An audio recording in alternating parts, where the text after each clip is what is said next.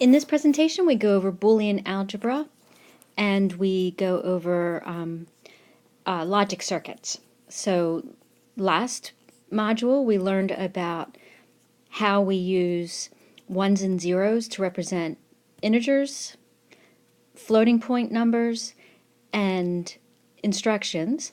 And this module, we learn about how we can take ones and zeros, put them through circuits, and produce other results with them. So take a bunch of ones and zeros and do math with them or interpret instructions with them and produce another whole set of ones and zeros. So that's what the class is kind of all about, or a lot of the class. So again, last week, how we represent things with ones and zeros. This week, how we manipulate sets of ones and zeros to get results. So Boolean algebra, looks like I forgot a little space there. We manipulate Boolean variables, which are ones and zeros. They have two values, true and false, 1 and 0, and we operate on them. So a function, this a function of Boolean operators x, y, and z is x and not z or y. So the pluses or the sum would be or, and the product is and. Again, Boolean algebra or digital signals have two values, a 1 and a 0, high and low, which is why computers use binary numbers, because we can make circuits that take ones and zeros or highs and lows as input. So a high would be a 1 and a low would be a 0. And we take digital inputs 1 or 0 and generate a digital output.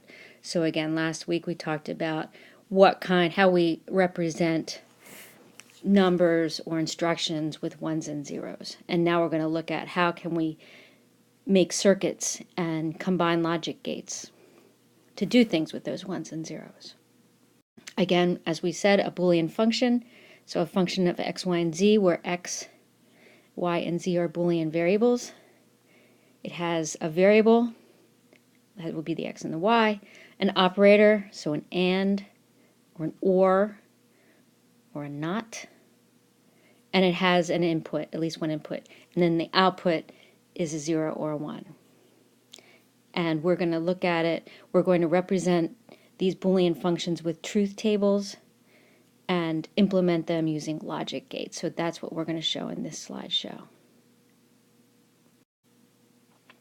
Here's our truth table for our function, x and not z or y.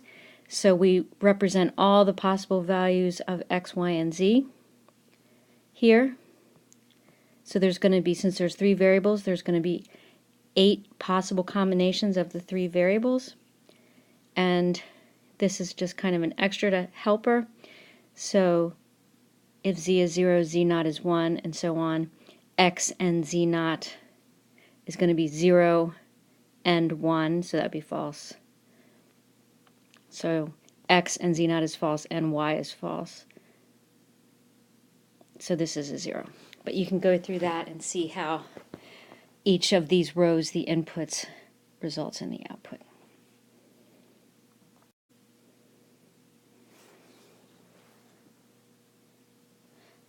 I've kind of already gone over this. So the z with the prime represents not z. 2 that look like they're multiplied. If we were doing regular like decimal algebra, that would look like multiplication. And is like multiplication, or it looks like multiplication. And then or is a plus sign. So we're going to see in a minute, but when we talk about a product of Boolean operators is going to be an and a sum of Boolean operators is going to be an or.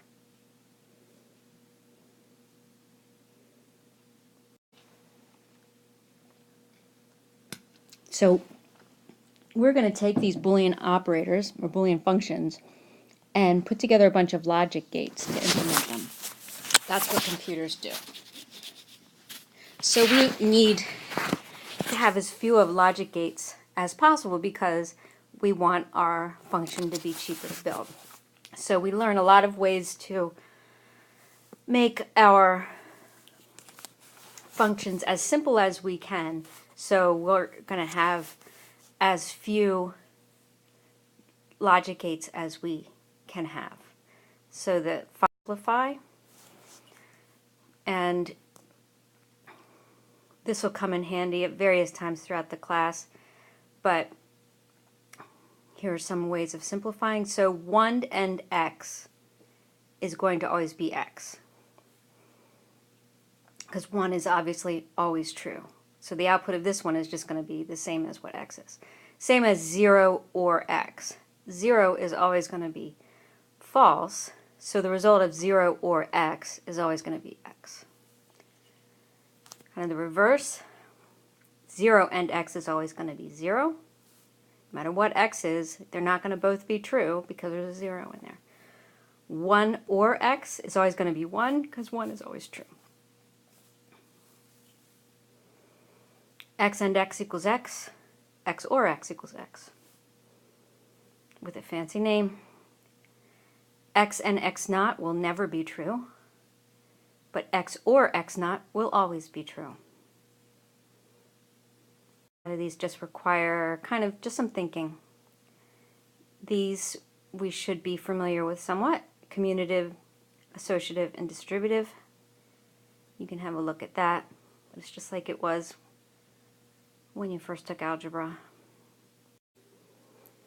Okay, these De Morgan's law and absorption law are useful. So these, x and x or y is going to simplify to x. If x is true, then this thing is true. X or x and y is similar. If this is true, then it's going to be true. De Morgan's law, x and y naught is the same as x naught or y naught. Not x or y is the same as x naught and y naught. And then for both of these, if you want to prove to yourself that they're true, you can make a truth table. Oops.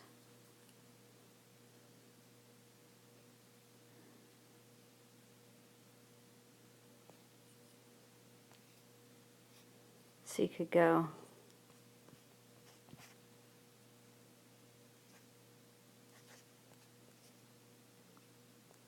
kind of did that a little.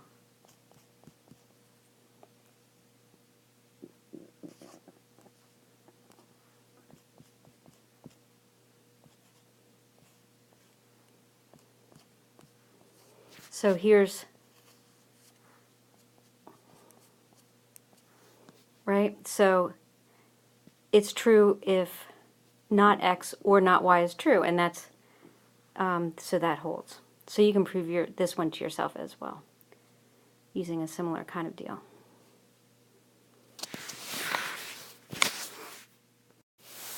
So this is an example especially chosen to show you simplifying using every rule. Obviously, you're not going to have to ever do anything this complicated, but it was, especially chosen example. So here's our example: x and y, or x naught and z, or y and z.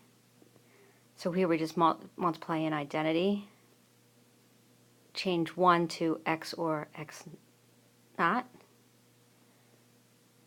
distribute our values.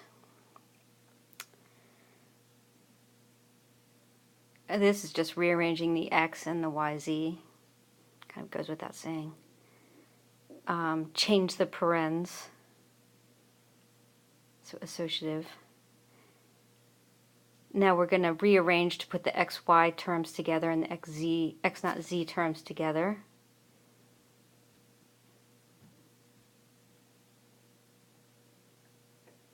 Do distributive. Combine the terms and do distributive. Now we have this 1 or z, which is always going to be 1, or 1 or y, which is always going to be 1. So we've rearranged these 3 terms to 2. And it kind of makes sense because if y and z are true, at least one of these two is going to be true, because one of x or x naught is going to have to be true. So this one is redundant. If this is true, then one of these two is true. So you only need these two terms.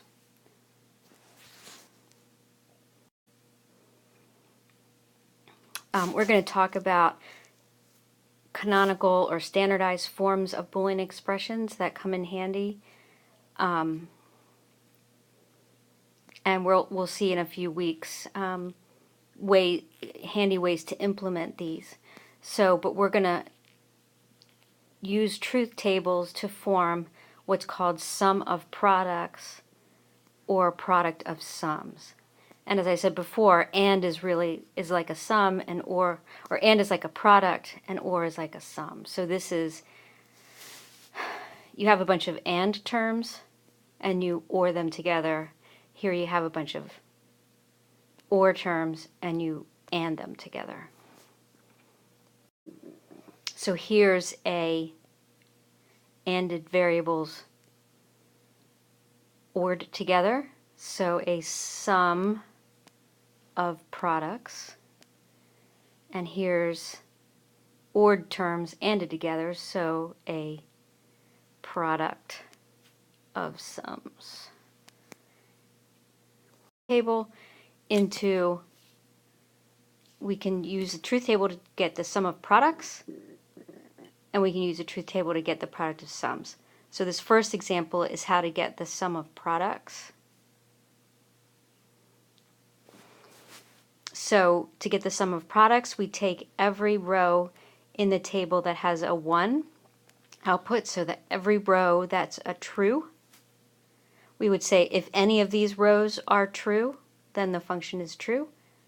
So this row is true if x naught and y and not z is true. This row is true if x naught and y and z, and so on. That row is true if x and not y and not z. So if any of these rows are true, then the function is true. So this is this function as a sum of products.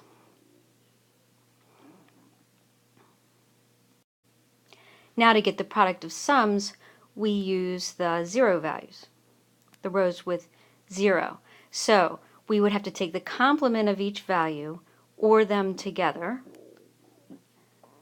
So this row isn't true if any of the complements are true. So this row would be represented by x or y or z. So if x or y or z are true, then this row is not, this is not true, or it is true. This doesn't hold. Let's say if x or y or z is true, then that 0 doesn't hold. And in this one, if x or y or not z are true, then this row doesn't hold. And then this one, if x naught or y or not z are true, then this row doesn't hold. And if none of these three rows hold, then it must be true, because none of the rows that are false are actually false. So we have to have all three of the complements true to have that function be true. So these are also called the max terms. Before the sum of products, each of the product terms were min terms in the previous slide, and these are the max terms.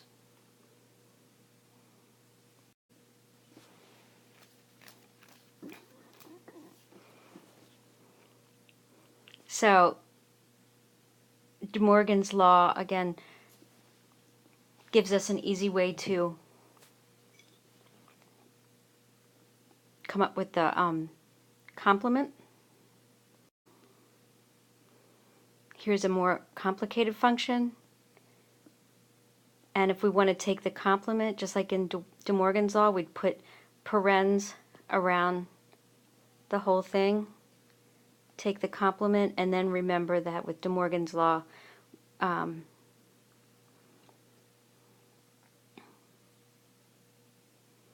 we just take the complement, and all the complements of the individual terms, And then we use De Morgan's law again on each individual term.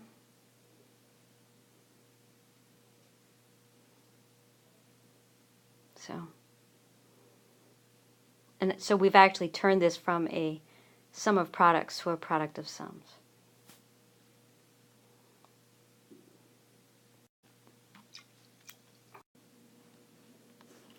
So you can read through this. I left the slides also. We're going to,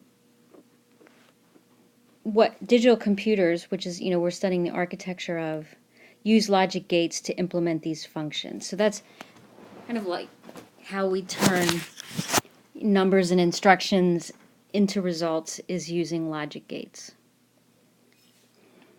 So we're going to see in a few weeks how we turn numbers or instructions into Boolean functions, and then we use logic gates to implement them. So here's some of the gates we use. So this is an AND gate. That's what the AND gate looks like. The truth table for the AND gate, and the OR gate, and the NOT gate, and their corresponding truth tables. Another use gate is called XOR, exclusive OR. So that's true if only one of the inputs are true. This is a very useful gate.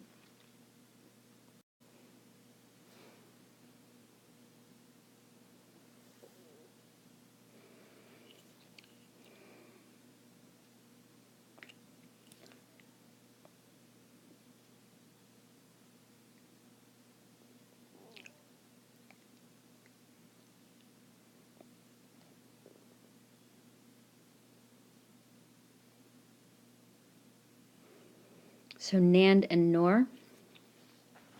NAND is just a AND gate with a NOT operator on the end.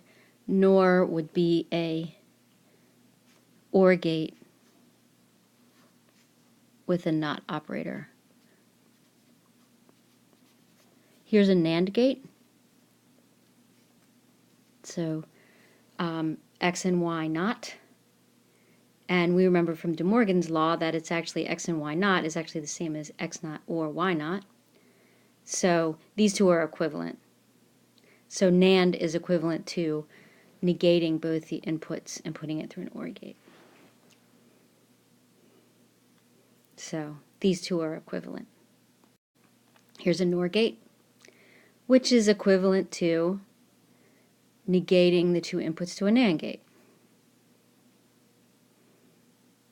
So the reason we like NAND and NOR gates is because you can make up any logic function of just NAND and NOR. You can turn any logic function into a set of NANDs or NORs.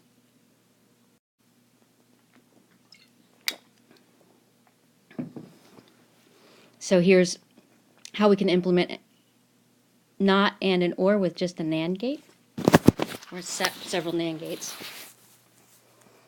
So NOT, we just double the input and negate it, and so this is implementing NOT with one NAND gate.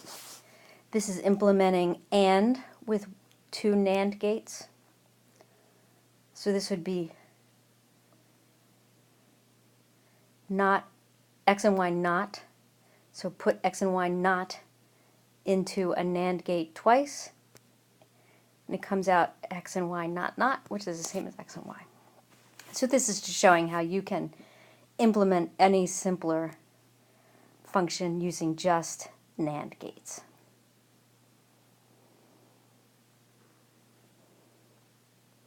So again, as we said earlier, if you negate both the inputs, to a NAND gate, you end up with OR.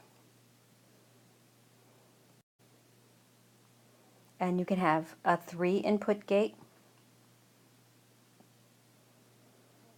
which is the same as two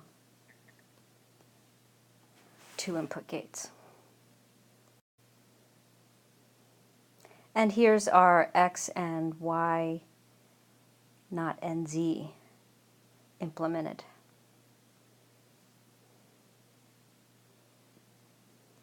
And this is how we make circuits that you can plug into your computer. So we could have a circuit that's just 4 NAND gates on top, and this might be an input. This would be an output, and we might wire it as an input to one of the others. Okay, so some will be inputs from another part of the computer. The outputs might go to another part of the computer, or it might go to another as an input to another part.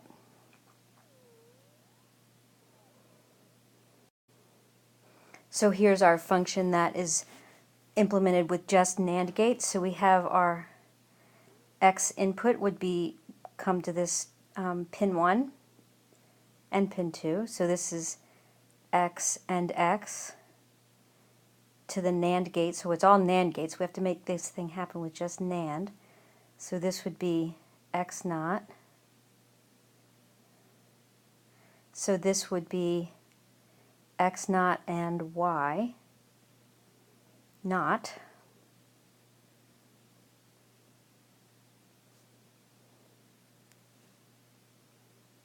And then this would come around and be X naught and, dang it, twice into here, knotted. So this would be X naught and Y naught, which would be this. So this is implementing, using these three AND gates to implement this function on a chip. We go through how an adder works. We'll see a little bit more about that, but if you want to add two inputs, we're going to show quickly how we can implement that. So if you add 0 and 0, you get 0. 0 plus 1 would be 1. 1 plus 0 would be 1. 1 plus 1 would be 1, 0. Right, so it would actually have a carry, which we remember from our, well, even from last week's homework. The carry would carry to the next place over. It would be carry to the higher order bit. So it would be, the sum would be 0, so this would be the sum. And the carry would be the next higher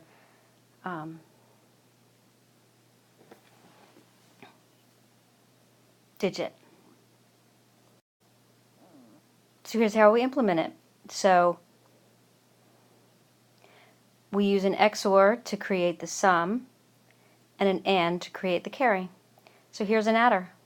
See, we've already made, we take two inputs and we can add them up using these two gates. So our first, and really in this class we're not going to make circuits, but this represents adding two numbers, one digit. This accounts for having a carry in and a carry out. So that last one would be for the least significant digit where there's no carry in. So if we were adding, 3-bit numbers, the first two would be, so this one would have a carry in.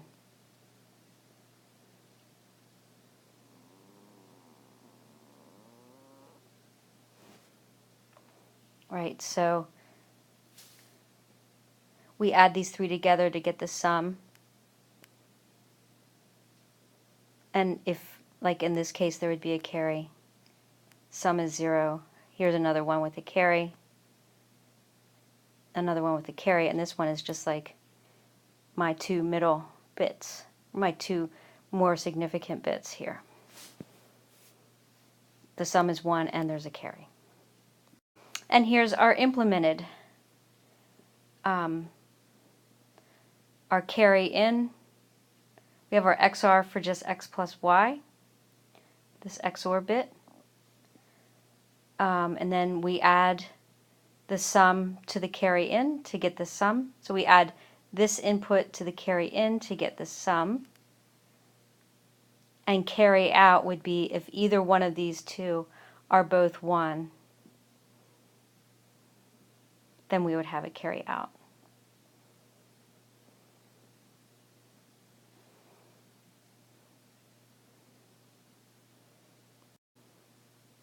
And here's that set of NOR and OR and AND gates would be represented in each digit. If we're adding, two 16-bit digits in this case, each one of these would have those and OR and NOR gates. So this is, bit 0, bit 1, and so on.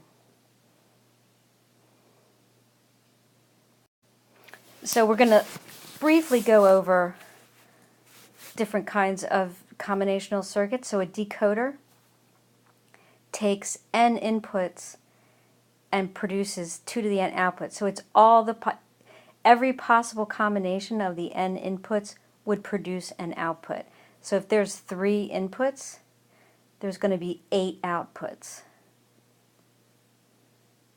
because there's 8 possible combinations of 3 bits. And if we had 4 inputs, there'd be 16 outputs, because there's 16 possible combinations. Okay, so we're going to use this again after the midterm, but inputs are going to be an address.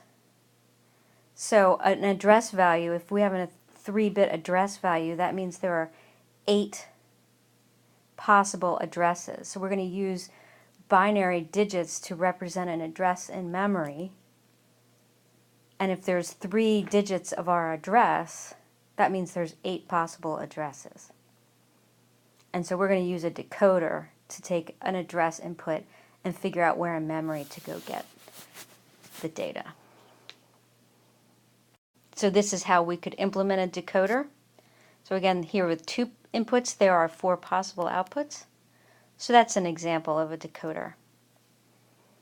So you would have a 2 to 4 decoder, you could have a 3 to 8, 4 to 16, and so on. And so they're obviously going to get a lot more complicated as you go along. So a multiplexer is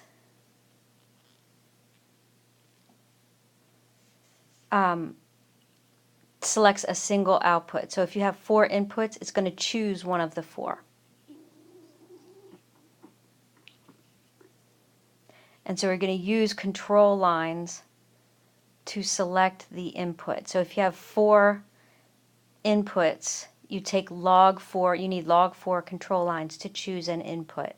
So log 4 is 2. So if you had 8 inputs, you'd have to have 3 control lines to tell which one to choose.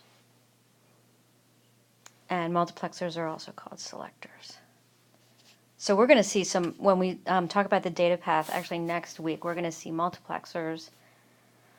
And after the break, when we talk about memory, we're going to see decoders. And here's an implementation of a multiplexer. You can see we're starting to get a little complicated. So this is a 4-to-1 multiplexer implemented with 4 AND gates, an OR gate, a couple NOTs. We've talked about multiplication and division. With addition, subtraction, we've talked about shifting. So now, how do we do a shifter? Implementation of a shifter. You can give it a whirl. You have a homework, I think, where you get to try it out. And you can try it out yourself, go through this thing. If you input, if you were to input 0, 1, 1, 0, that would be I3, I2, I1, I0. And if you were to say S equals 0, that would be shift left, so that's shift that way. Your output would be 1, 1, 0, 0. So that would be O3, O2, O1, O0. Okay, and then you can try that out, just for fun. These are all that we've seen this week are combinational. So you put an input, you get an output. In a few weeks, we'll talk about sequential that depend on state. So that's like memory devices, or anything that has to remember would use sequential logic, and we'll talk about those later.